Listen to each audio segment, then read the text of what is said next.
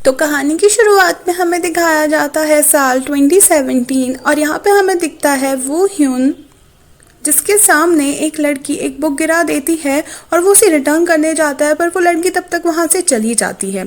तभी बारिश स्टार्ट होने लगती है और वो एक छांव के पास जाकर खड़ा हो जाता है। तभी वही सेम लड़की वहाँ पे आती है और उसने अम्ब्रेला ओढ़ा हुआ होता है। वो ह्योन की नज़र उसके गले पर जाती है तो उसका नेकलेस उसको कुछ जाना पहचाना सा लगता है। तभी वो अपनी कहानी बताना शुरू करता है और हम पहुंचते हैं साल 2014 में, जहां पे एक दूसरा लड़का सुन यॉल म्यूजिक सुनते हुए अपनी ही धुन में कहीं जा रहा है और सामने से वो यॉल अपनी स्कूटी में आ रहा होता है और दोनों की टक्कर होने ही वाली होती है कि सारी चीज़ें पॉज हो जाती हैं। तभी हम देखते हैं कि छत पे बैठी हुई लड़की ने ये सारी चीज़ें की है और वो मैजिकली वहाँ पे आ जाती है और सुन यॉल को अलग करके उसका एक्सीडेंट बचा लेती है। दोबारा हम देखते हैं कि एक आदमी मरा हुआ पड़ा है और वहाँ पे वो ह्योन उसको फिर से हेल्प करके उसे सीपीआर दे रहा है। उसकी सांस नहीं आ रही और तभी वहाँ पे वो लड़की फिर से आती है और बोलती है चल बाहर निकल, और वो मरे पड़े आदमी के शरीर से आत्मा निकल के उसे फॉलो करने लगती है। तभी ये लड़की अपने बारे में बताती है कि मैं एंजल हूँ और मैं आत्माओं को गाइड करती हूँ मौत के बाद।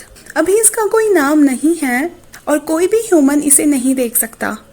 तभी हमें पता चलता है कि दरअसल वो ह्योन तो हाई स्कूल हॉटी है और वो अपनी क्लास का सबसे फेमस हैंडसम लड़का है। उसका आदमी को सीपीआर देने वाला वीडियो वायरल हो जाता है और सब उसे और भी पसंद करने लगते हैं और लड़कियां कहने लगती है कि ये सिर्फ अच्छा ही नहीं दिखता बल्कि दिल का भी काफी ज्यादा अच्छा है।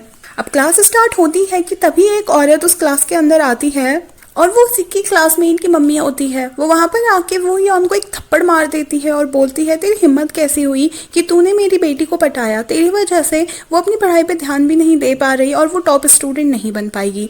इतने में उसकी बेटी यानी जुन यंग ऊपर उठती है अपनी सीट से और बोलती है कि माँ इसकी कोई गलती नहीं है, मैं ही इसके पीछे पड़ी हूँ। पर उसकी माँ तो उसकी एक नहीं सुनती है, यहाँ तक कि उसकी क्लास टीचर से भी बोलती है कि इसके खिलाफ जल्द से जल्द एक्शन लेना।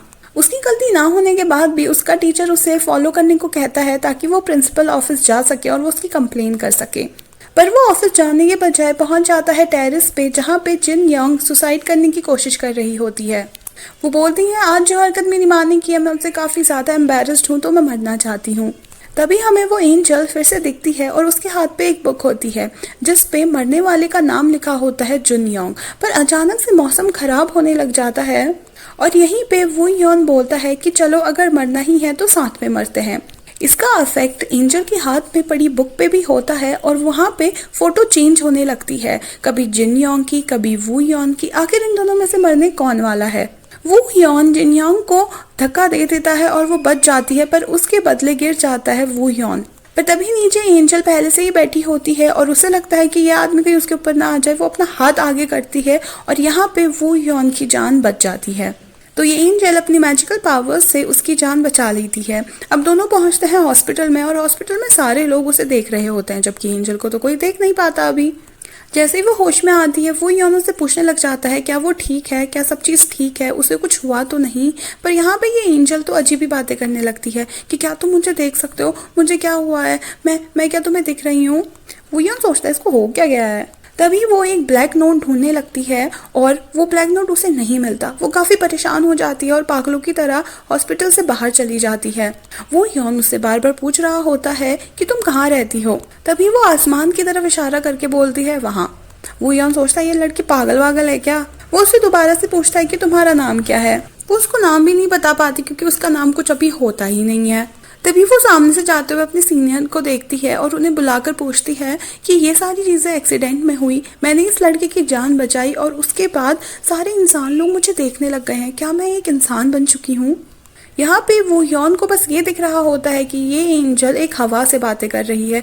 वो सोचता है कि मेरी साथ जो भी कुछ हुआ उसके बाद ये पागल वागल हो गई है क्या, ये हवा में किससे बात कर रही है, मैं तो किसी को नहीं देख पा रहा। और वो उसका हाथ पकड़ के सीधे लेकर जाता है पुलिस स्टेशन। वहाँ पे उससे पूछताछ शुरू होती है कि उसका नाम क्या है, वो कहाँ रहती है। उसको कुछ सूझ नहीं पड़ता और उसके सामने एक मैगजीन पड़ी होती है। वो मैगजीन पे देख के ही मिला के अपना नाम बना देती है स्विल्बी। वो कहती है हाँ मेरा नाम स्विल्बी है।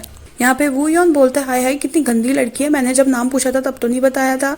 और वो पुलिस ऑफिसर्स को वहां से ये बोलकर जाता है कि अगर इसका पता लगे तो आप इसे अपने पते में भेज देना, और जा रहा होता है। पर एंजल उसका हाथ ही नहीं छोड़ी होती है। इतने में वहां पे जुनयोंग की मॉम भी आ जाती है। ये तो वू यॉन के पीछे ही पड़ गई है। वो उस पे इल्जाम लगाने लगती है कि इस लड़के की वजह से मेरी बेटी ने सुसाइड करने की कोशिश की, और सिर्फ नहीं ही नहीं, बहुत बार इसने स्कूल में काफी सारे लड़कों को मारा भी है, और ये बिल्कुल मार पिटाई करने वाला इंसान है। यहाँ पे उसका क्लास टीचर भी उस औरत का साथ दे रहा होता है इस झूठ पे, क्योंकि ये औरत तो उनके स्कूल की कमेटी की प्रेसिडेंट है, और स्कूल का काफी सारा मोटा पैसा इसी के पर्स से आता है। इतने में वहां पे वो यॉन की ग्रैंड माँ भी आ जाती है और उसे कुछ ना करने की रिक्वेस्ट करती है। तभी एंजल उठ के बोलती है कि मैंने खुद देखा, इसने तुम्हारी बेटी को बचाया, तो तुम्हें इस पे इल्जाम नहीं लगाना चाहिए, तुम्हारी बेटी तो सुसाइड कर रही थी। पर जिनयोंग की मम्मी तो कुछ भी सुनने को तैयार नहीं। वो चाहती है कि जल्द से जल्द वो यॉन जेल के अंदर चली जाए। वो यॉन एंजल का हाथ पकड़ के बाहर लेकर जाता है और उससे बोलता है कि मेरे मैटर पे बोलने की कोई भी जरूरत नहीं है। इधर साइड वो यॉन की ग्रैंड माँ अपने घुटनों में बैठ के उनसे भीख मांगने लगती है कि वो उसके नाती को छोड़ दे, क्योंकि अगर वो अच्छे से स्कूल नहीं करेगा तो उसे आगे जॉब मिलने में काफी ज्यादा प्रॉब्लम होगी। पर जुनयोंग की माँ बहुत ही बुरी औरत है और वो उसकी बात बिल्कुल भी नहीं सुनती। तभी जब वो बाहर जाके देखती है तो उसकी कार पूरी तरह से खराब होती है, पेंट से भरी हुई होती है। पता चलता है कि ये चीजें तो एंजल ने की है, क्योंकि उसको बहुत गुस्सा आया था इस औरत पे। ये एंजल अब वो यॉन के साथ उसके रेस्टोरेंट पे है, और यहाँ तक कि वो यॉन ये भी कहता है, ये मत सोचना कि तुम जिंदगी भर यहाँ रह के हमारी पैसों पे ऐश करोगी, हम बस आज ही तुम्हें यहाँ सोने दे रहे हैं और फिर कल तुम अपने घर चले जाना, जहाँ भी तुम्हारा घर है। रात को ग्रैंड माँ वो यॉन को एक गिफ्ट पैक देती है जिस पे शूज होते हैं, वो उसके पापा ने उसे गिफ्ट किए होते हैं। इतने में एंजल पूछती है कि तुम्हारी माँ कहाँ है, पर वो अजीब सा मुंह करके वहां से जा रहा होता है, और ये एंजल भी तकिया लेके उसके पीछे चली जाती है। वो बोलता है, तुम्हें क्या लगता है तुम कहाँ आ रही हो? वो कहती है, क्यों हम साथ नहीं सो रहे जैसे ड्रामास में सोते हैं, हम साथ नहीं सोएंगे क्या? वो यॉन फिर भी दूर से धुतकार के अपने रूम पे चले जाता है। तभी उसकी ग्रैंड माँ बोलती है कि कभी भी वो यॉन के सामने उसकी माँ की बात मत लाना। यहाँ पे एंजल समझ जाती है कि ठीक है, वो यॉन के सामने उसकी माँ की बात नहीं करनी, क्योंकि पक्का कोई इश्यू होता होगा। तभी वो यॉन बाहर जाता है, वहाँ पे जिनयोंग आई होती है। वो उससे माफी मांगती है जो भी हरकतें उसकी माँ ने की है। वो बोलता है, अच्छा होगा कि हम अगर एक दूसरे से अब ना मिले, और अब मैं जल्द ही ट्रांसफर होने वाला हूँ, क्योंकि इस स्कूल में मुझे काफी सारी प्रॉब्लम्स हो रही है। पर जब वो जा रहा होता है, जिनयोंग उसे हक कर लेती है, और वो यॉन यहाँ पे देखता है कि एंजल उसे दूर से देख रही है। जिनयोंग बोलती है, अगर तुम मुझे डेट करने लग जाओगे तो मैं सारी चीजें सॉल्व कर दूंगी और तुम्हें ट्रांसफर भी नहीं होना पड़ेगा। वो यॉन तभी एंजल को अपनी तरफ इशारा करके बुलाता है और अपनी जैकेट उतार के उसके ऊपर डाल के बोलता है, तुम इतने ठंडे में बाहर क्यों आई हो, तुम्हें ठंड लग जाएगी। और बोलता है, ये मेरी गर्लफ्रेंड है। जुनयोंग तो यहाँ पे आग बबूला हो जाती है ये सुन के, पर वो यॉन और एंजल आगे बढ़ जाते हैं। दूसरी तरफ हम देखते हैं सुनयोन को, वही लड़का जो गाना सुन रहा था, और वो अपनी माँ से काफी इरिटेटेड लगता है। उसने वो यॉन के रेस्टोरेंट से खाना ऑर्डर किया होता है, पर उसकी माँ को कुछ भी अता पता नहीं होता है। शर्मिंदगी से बचने के लिए उसकी माँ वो यॉन को पैसे देके वहां से जाने को कहती है। पर यहाँ पे जुंग योल तो अपने पापा से और मम्मी से भी अच्छे से बात नहीं कर रहा होता है। नाराज होकर वो अपने रूम पे चले जाता है, और जब उसकी माँ उसके रूम पे आती है, वो बोलता है कि तुम काफी ज्यादा अच्छी एक्टिंग करती हो। इधर पे पता चलता है कि ये इसकी असली माँ नहीं बल्कि सौतेली माँ है, और इसको खुद नहीं पता कि इसकी असली माँ है कहाँ। उसकी नई माँ बोलती है कि ये बड़ों की बातें हैं, तुम्हें इसे बड़ों को ही हैंडल करने देना चाहिए, तुम्हें अपनी पढ़ाई करनी चाहिए ताकि तुम अच्छे मार्क्स लेकर आओ और लाइफ में कुछ अच्छा करो। दूसरी तरफ जिंग यॉन की माँ फिर से पहुंच जाती है वो यॉन के रेस्टोरेंट, और खूब लंबा चौड़ा बिल लेके वहां पे पहुंचती है।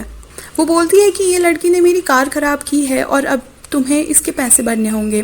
तभी वहां पे वो यॉन आ जाता है और स्विल्बी को बाहर ले जाकर उसे गुस्सा करने लगता है कि जब से तुम मेरी लाइफ में आई हो कुछ भी चीज अच्छी नहीं हुई है, हमेशा प्रॉब्लम ही होती रही है, तुम हर जगह मेरे लिए प्रॉब्लम क्रिएट कर रही हो। स्विल्बी बोलती है, पर मैं यहाँ किसी को भी नहीं जानती।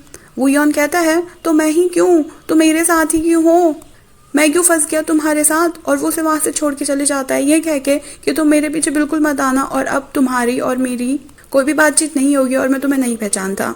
यहाँ पे सुल्बी बेचारी भूखी सी परेशान इधर उधर घूमने लगती है, और तभी वो कन्वीनियंट स्टोर के सामने एक लड़के को रैमन खाता हुआ देखती है और काफी लालच भरी निगाहों से देख रही होती है, और ये है सुंग यॉन। पर उस लड़की को ऐसा देख सुंगयोल अपना रामन बंद करके बाहर आ जाता है अम्ब्रेला लेके, और एंजल यानी सुल्बी भागी भागी उसके अम्ब्रेला के नीचे आ जाती है। जब वो अम्ब्रेला इधर कर रहा होता है तो वो भी इधर हो जाती है, जब वो अम्ब्रेला उधर कर रहा होता है तो वो फिर उधर हो जाती है, इधर उधर उधर ऐसे होता रहता है। तभी वो अपना अम्ब्रेला लेके आगे बढ़ जाता है और सुल्बी बोलती है तुम बिल्कुल वो यौन की तरह हो, गंदे इंसान। इतना सुनते ही वो पलट के वापस आता है और उसे अपना अम्ब्रेला दे देता है और वहां से अपनी हुडी की टोपी पहन के चले जाता है। सुल्बी उसे थैंक्स बोल के आगे बढ़ती है। तभी चलते चलते उसे याद आता है कि उसके सीनियर ने उसे क्या कहा था। उसके सीनियर ने उसे ये कहा था कि तुम इंसान बन चुकी हो और तुम्हारे पास केवल 2 रास्ते हैं। पहला तो तुम वेट करो जब तक मैं पता लगाऊं कि तुम इंसान कैसे बन गई और तुम दोबारा से एंजल कैसे बनोगी। दूसरा, अगर तुम्हारी मौत हो जाएगी तो तुम ऑटोमेटिकली एंजल बन जाओगी। और अब वो सामने से आती हुई ट्रक को घूरने लगती है कि मानो वो सच में सुसाइड करने वाली है। पर एन मौके पे यहाँ पे इस एपिसोड का हो जाता है एंड। प्लीज़ कमेंट्स में ज़रूर बताना कि क्या आपको ये ड्रामा आगे और सुनना है और ये ड्रामा आपको कैसा लगा। और अगर ये वीडियो आपको थोड़ी सी भी पसंद आई तो प्लीज़ अपने फ्रेंड्स के साथ इस वीडियो को शेयर ज़रूर करना। एंड आई होप सब्सक्राइब तो आपने कर ही दिया होगा। Thank you so much for watching. Bye bye.